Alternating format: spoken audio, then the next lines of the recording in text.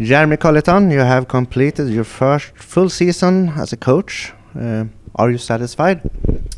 I'll answer that question in two parts. I think based on expectations before the season and obviously where we fit in budget-wise, player budget-wise, I think, yeah, it was a success. I think we did well. We spent some time near the top, and thought we played in the playoff series and thought we played well in the playoff series, and so from that perspective, yeah, we're satisfied. But at the same time, the ultimate goal for this group is to go up, and that's why we play to win everything. And so we're disappointed. I think we had the team. We had a really good team, and there's always circumstances that get in the way. But we feel like we were close, and based on how we played in the playoff series, I thought we deserved a little bit better. But that's part of it. In what ways do you feel you have developed during this year? Well, I think confidence. First full season as a head coach, and no matter how self-confident you are, there's situations that come up that you've never seen before, and so to have been through it now and dealt with some things, it gives you belief in yourself, and I mean there's a difference between when you're a leader as a player. It's a different thing. You see things in a different way, and you have I guess you're closer to the group, and you have a better feel for how it's going, and it's easier maybe to react. You know what to do, and as an older player too, you've been through it then. You've been through those situations, and you've seen it, and you know what needs to be done. And as a first-year coach, there's doubt sometimes of how you should react, but after having gone through it, I think it's just be confident that the instincts are right, and you just do what you think is right, and for the most part things will work out. And then the other part is just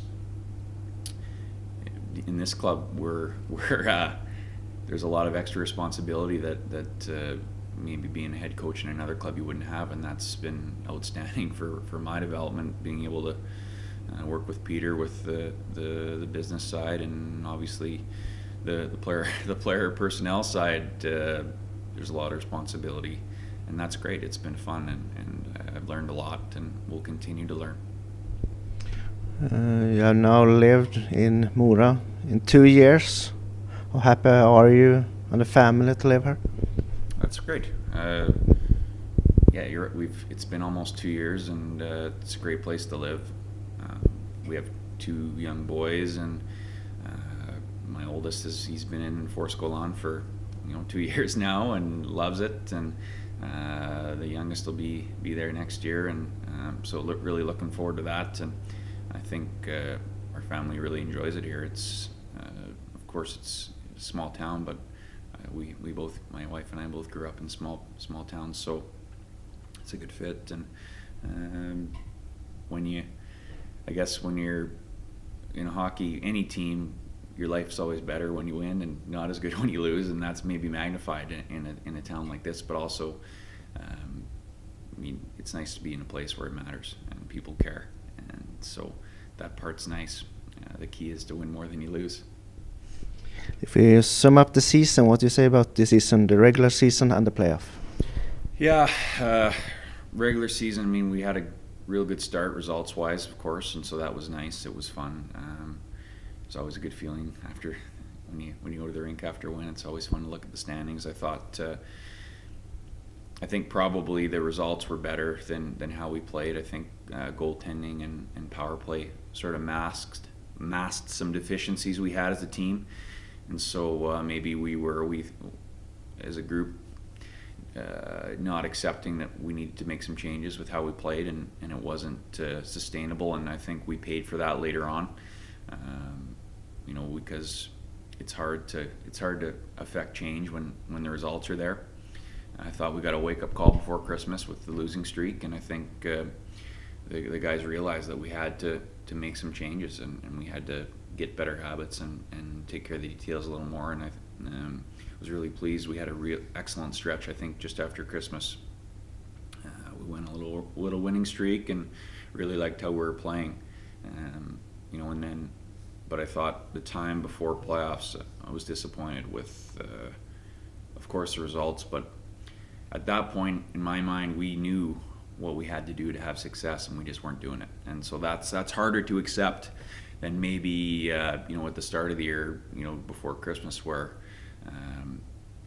we were still learning what it takes to win and the kind of hockey we would have to play to win in playoffs. And I think we figured it out right after Christmas, and then that period before playoffs, we weren't doing it.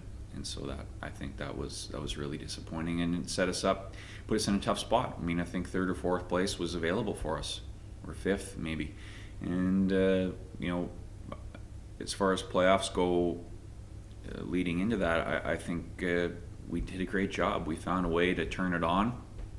Not easy to do when you've had a tough stretch, and I thought we played hard. I thought we played really well, and we ended up with a short bench up front. We played basically 3 lines for all 5 games, and we finished with 8, and that includes Fornataro, who he got hurt in the first game, and by the end of the playoff series he couldn't even walk. So put us in a tough spot. But I was pleased with how we played. We played hard and competed hard, and I liked that. We acted like winners, and I think we deserve better based on how we played. But maybe we paid the price for the period before the playoffs. We didn't have any momentum, and sometimes it's hard to turn things around no matter how well you play. So that's disappointing in that way. There are small margins. You were close to beat Malmö in the last game, and now they have 3-3 in games against Leksand. How do you look at that? Yeah, it's of course disappointing, and we feel like we were right in that game, and it would have been great to be in that series. I think if you look back, though, I think the first period against Rogla is where we lost the chance. I think up to that point we were great. In that first period we had a tough start, and we turned it around and got back in the game, but we just couldn't get the points we needed. And but as far as getting through, I think we were pretty thin at the end, and it would have been hard in the best of 7. We didn't have the depth up front, and I don't know whether we were going to get anyone back. So, but at the same time, just to be in that series would have been great, and I think that how we played in the playoffs, we probably deserved to be in that series. So, that's again disappointing. If you get to pick out the most positive memory and the most negative memory from the season, what will it be? Well, I mean, playoffs that's why you play. That's as a player, as a coach, you want to be involved that time of year. So I guess the positive is the win against Karlskoga. We needed it. I thought we played great. It's a tough place to win, and the feeling after winning in playoffs, it's tough to beat. And similarly, I think the loss against Rogla, we were in great shape. We were at home. They were missing a couple guys, and we just didn't take the opportunity. And so, to me, that's the biggest disappointment of the season. Which player has surprised you most this season? Yeah, there's a few. Of course, Bakala. I knew he was a good goalie, and I knew he had the potential to have success. But in my opinion, he was the best in the league this year, and so that was a surprise. He did a great job for us. Karlqvist, guy, big point producer in Division 1, and it's not easy to change leagues, and it didn't happen right away for him, but he just kept working, and he didn't give up. He didn't quit. Even when he went on a loan there, he just kept had a great attitude, and then in the end he got rewarded, and he turned into a very important player for us, and I expect him to be next year again. Fish, same thing. You know, in the beginning it was tough coming off an injury and didn't have a great summer of training, and I think it was he was doubting himself in the first month or two, but it turned out in the end he was very important, heart and soul guy, and I think we really missed him. You know, the injuries up front, he was it's a big loss. He did a great job in a lot of different situations for us, and then the other guy I would highlight is Bjorklund. To miss the time he did, basically in the first couple games of preseason, he didn't do anything until Christmas. You know, he did a great job. Came back and was a big part of our ability to play at a high level in playoffs, and it's really great performance by him after what he'd been through. And now you have chosen to stay for one more season. What were your thoughts when you made the decision? Well, there wasn't really a discussion about it. I mean, I signed a 2-year deal, and I mean the plan was always to be here. I haven't looked around. I had no reason to. So it's all about being here and trying to leave this club in the best position possible, try and make it better in every way that I can, and I think that's what everyone's here to do. I've loved working with Peter. It's been great, and I think we're going to continue to do everything we can to bring success to this club, and I think there's of course unique challenges here. It's a small club with great history, and I think everyone here in town and in the club believes that we belong at a higher level, and part of that is continuing to work on the mentality of the players we're developing, and at every level, at our level, at the junior level, and we need to produce our own. We need to produce top players from this region, not just Mora, but the region, and if we do that, to me that's part of what we need to do here is produce local talent, and that's what's going to allow us to compete at a high level, maybe higher than the size of this town would indicate is possible. But I think the opportunity is there, and I'm happy to be here, happy to be part of it. Per Johansson will not remain, and a new assistant coach will come in. What kind of coach do you want beside you? Well, yeah, Per, he was great to have him here, great to work with. He got an opportunity closer to home, and makes sense for him to go, and so we gotta find a replacement. And I mean, what I'm looking for, I mean, I think it makes sense for it to be Swedish speaking, and someone hopefully with experience. Still, you know, it's going to be only my second full season. You know, I've got some experience now, but you can always continue to learn, and someone who's been through it, I think, can be a great resource for me. And then, you know, to me, an assistant coach needs to be a great communicator. Be in touch with the room and how the guys are thinking, and in a way that a head coach can't be, because he needs to be a little bit separate from the group and create that distance. So you need your assistant coach to be involved and have the ear of the guys. So we have a list, and we're working it, and we're going to continue to do some interviews, and we'll find the best candidate possible. Are there already some hot options? Yeah, I mean, we've got some names, and we've talked to a few guys, and we'll continue to do that, and hopefully find the right guy as soon as we can. So how is the team building for the next season going? Well, I mean, we've been part of this job. You got to continue to look, and whether you're looking to add during the season or guys who might possibly be interested in the next year, we've been working at that all season. Obviously, it's easier to keep tabs on your own league and the players in Sweden during the season, but we've been building our list, and time since we've been finished is being spent maybe looking at some other leagues, whether it's abroad or Division 1, and now it's just about working the list. And of course, there's guys we would love to have back from our own team. But it's because I think based on budget and salary we had to offer, we did a good job, and the players did a good job. And so those guys are good value, and we'd like to bring some of them back. But at the same time, we didn't achieve our goal, so there must be change. And so we're looking obviously to bring in from outside as well. And again, it comes down to, of course, quality of player, but cost as well. And we know we're going to have less budget this year, and that's going to be the case across the league. But there's still real good players available, and it's just about finding the right ones. Will there be having North American presence again? Well, it's all about building the best team. So there's a lot of factors that have to go in our team building, and it's cost. There's the guys, the North Americans or the non-Swedes who haven't been to Sweden before. It can be cheaper.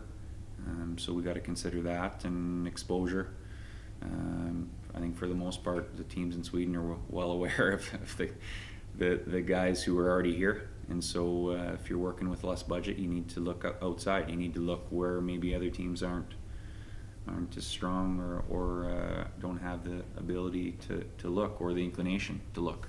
And it's about contacts. So, I mean, for me, I from Canada, and I have grew up there and played there, and I mean, there's 1.1 million people in Calgary, and the Calgary-Edmonton corridor 2.5 million. So there's a lot of players, and I think if we had head coach here from Stockholm, you'd expect him to find some Stockholm players to bring as well. So that's just natural, but at the same time, we want to have as many local guys as possible. We want anytime we can find quality from the area, we're going to try and bring them in, and we're trying now. But it's just a matter of whether the guys want to come back and the cost. So that's something we're going to continue to work on. The other thing is the juniors. We need to continue to build that up, and I think this year we have a great group of 97s, I think, but we the 95s and 96s for the most part weren't ready to play at our level, and so we ended up bypassing them, and we had some 97s who got some time, and so hopefully that group will be more and more ready, and we can have a little push from underneath as well, and that helps when you're building a team to have that depth underneath. And there has been some injuries the last few seasons. Will we see a wider squad next season, do you think? Yeah, that's the plan. I think it did hurt us, and we did bring in some players in December and to try and to have more depth, but we had some guys leave too, and had some more injuries, and I think on defense it was okay. We did lose Norstabo, but we got Bjorklund back, and so I think depth-wise we were okay, but up front, we lost.